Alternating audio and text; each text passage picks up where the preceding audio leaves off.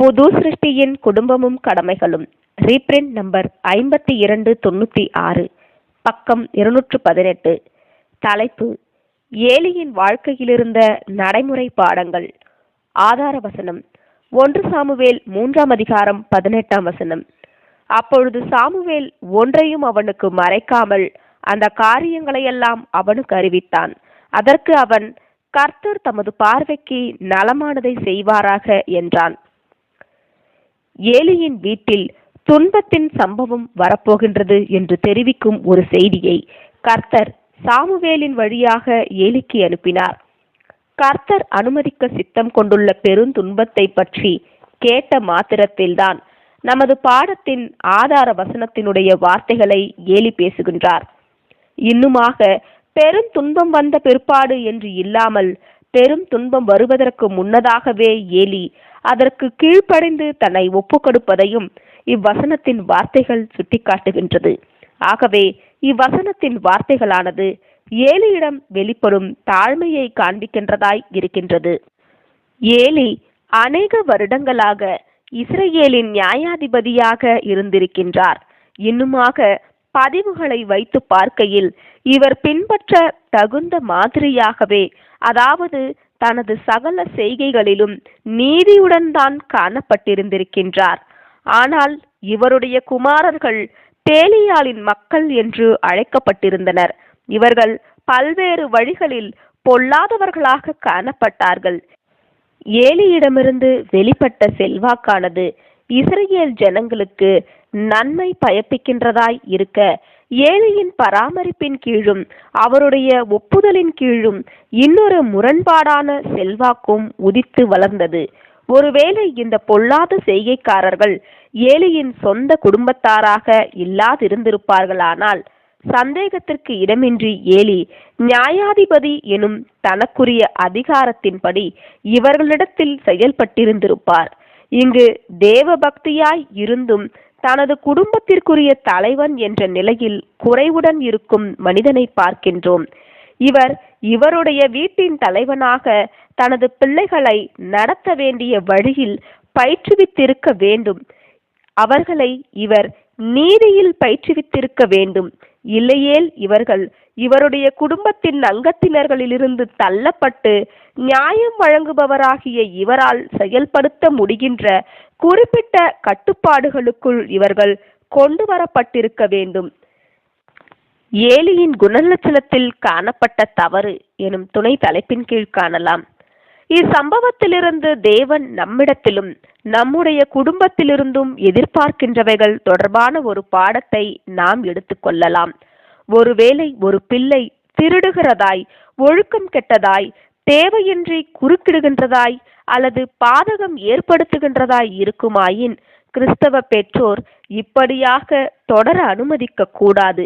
இதை எப்படியேனும் முடிவுக்கு கொண்டு வருவதற்கு கிறிஸ்தவ பெற்றோர்கள் கடமைப்பட்டிருக்கின்றனர். எனினும் தேவனுக்கான பயபக்தி தொடர்புடைய விஷயத்தில் நாம் கொண்டிருக்கும் கருத்திலிருந்து பிள்ளையானது வித்தியாசமான கருத்து கொண்டிருக்குமானால், நாம் பிள்ளையை கட்டுப்பாட்டிற்குள் கொண்டு வந்தாக வேண்டும் என்று எண்ணிவிடக்கூடாது. பெருந்துன்பம் பற்றின இச்செய்தியானது சிறுவனாகிய சாமுவேல் மூலம் ஏலிக்கு வந்ததை நாம் நினைவில் கொள்ள வேண்டும். அக்காலத்தில் தீர்க்கதரிசிகளுக்கு நடப்பது போன்று கர்த்தர் தன்னை அழைக்கும் குரலை சாமுவேல் கேட்டார். ஏலியின் குரல் என்று சாமுவேல் எண்ணிக்கொண்டு ஏலியினிடத்திற்கு போய், நான் என்ன செய்ய வேண்டும் என்று கேட்டார். ஏலி தான் அழைக்கவில்லை என்றும் திரும்பி போய் படுத்து கொள்ளுமாறும் சாமுவேலிடம் கூறினார்.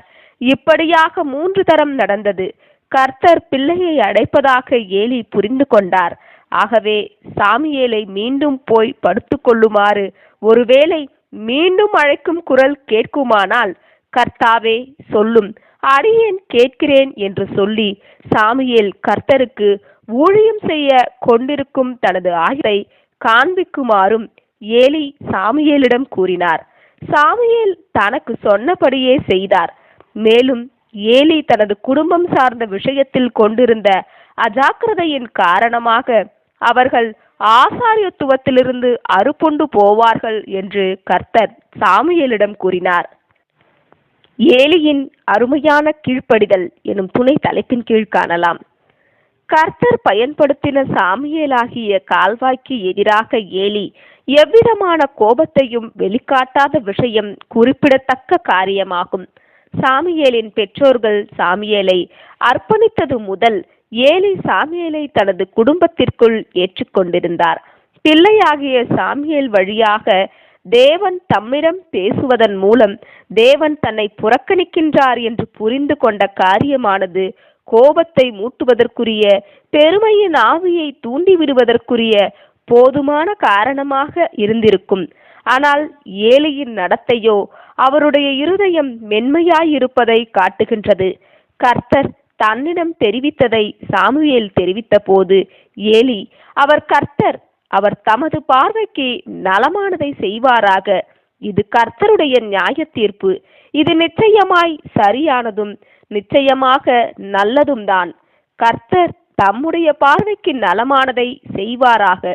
ஒருவேளை என்னுடைய சொந்த குடும்பத்திற்கு அழிவு வருவதாகவும், ஒருவேளை ஆசாரியத்துவத்திலிருந்து என்னுடைய குடும்பம் தள்ளப்படுவதாகவும் இருப்பினும் கர்த்தர் தம்முடைய பார்வைக்கு நலமானதை செய்வாராக என்றும் கூறினார்.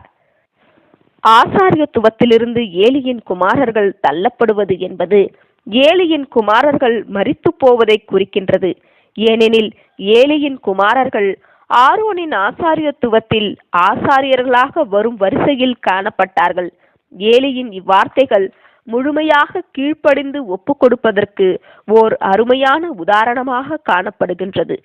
ஏலி ஒருவேளை சில விஷயங்களில் பலவீனராய் காணப்பட்டாலும் கூட வேறு விஷயங்களில் பலமாய் காணப்படுகின்றார். அதாவது அவருடைய தாழ்மையிலும் கீழ்ப்படிந்து ஒப்பு கொடுப்பதிலும் பலமாய் காணப்படுகின்றார்.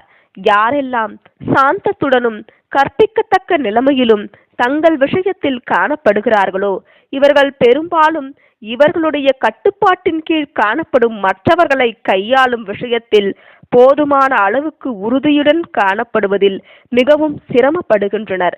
இவர்களை கர்த்தரிடத்தில் கீழ்ப்படிய செய்கிறதும் சாந்தமாய் இருக்க செய்கிறதுமான பண்பானது இவர்களை மற்றவர்களிடத்தில் இரக்கத்துடனும் கடினம் இல்லாமலும் இருக்க செய்கிறது.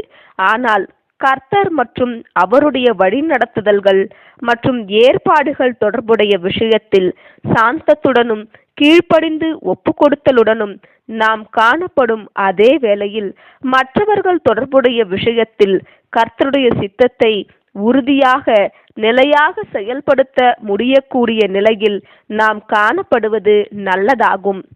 ஆமேன்.